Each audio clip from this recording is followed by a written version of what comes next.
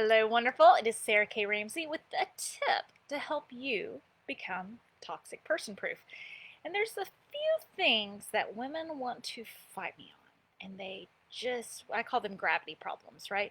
So we just want to fight gravity. And you think, oh, I'll just jump harder, or I'll wear different shoes, or I will have really strong leg muscles, and I can fight gravity. And there are certain rules to life that I highly suggest you don't fight.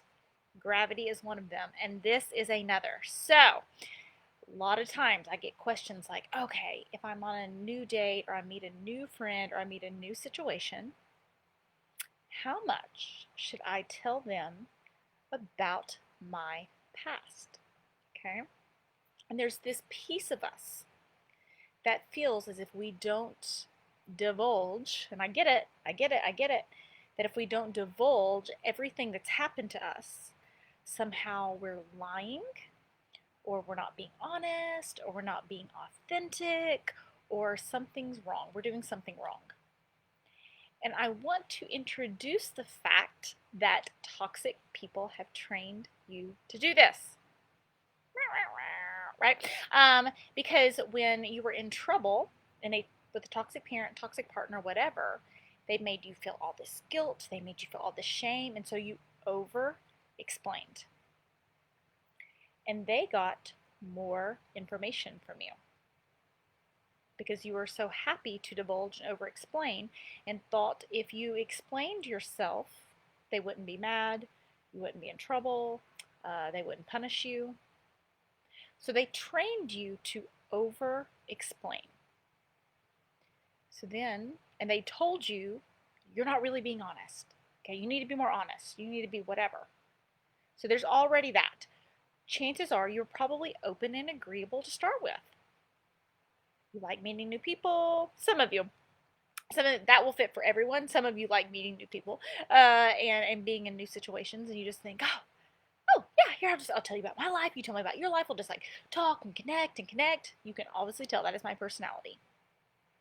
Yet, this can put you in huge danger because your assumption is if I'm honest and lay all my cards out on the table with you, you will be honest and lay all your cards out on the table with me. I'm going to say that one more time because I really want you to get it.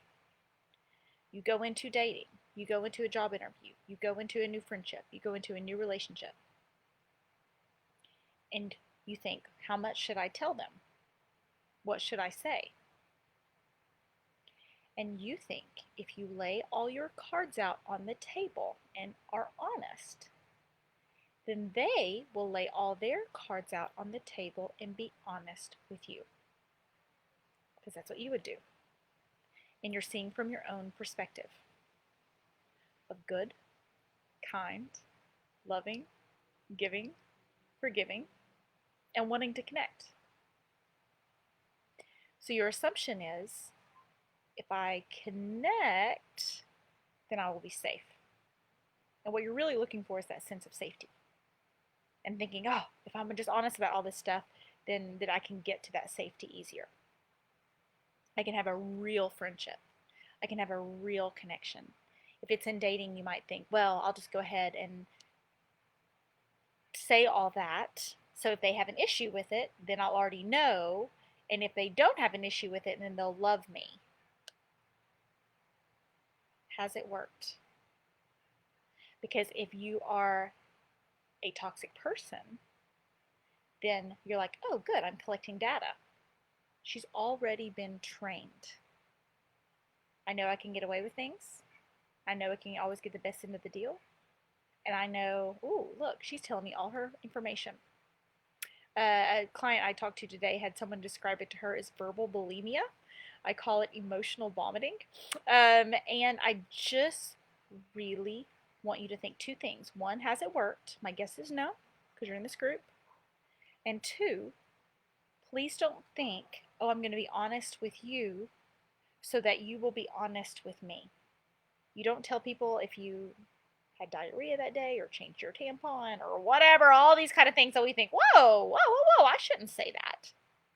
because I don't want them to leave the conversation with you thinking you need therapy.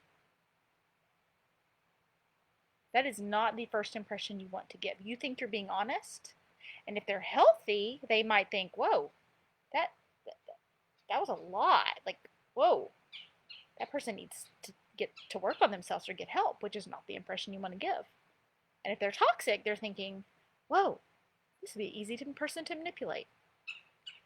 Neither of which are getting you the result you want. You can have your cards closer to the chest and see if someone is safe before you give them your story. That is not who you are. Your story is not all of who you are. Your past is not all of who you are. And so that's why I say we got to stop healing and start growing. You got to get through healing. I'm not saying ignore it. But if your first impression is I'm a domestic violence survivor, I'm a toxic relationship survivor, then that's still all about your past and still all about your toxic person rather than learning to have a life about you, about your dreams, about your interests, and about who you want to be moving forward. Hope that helps.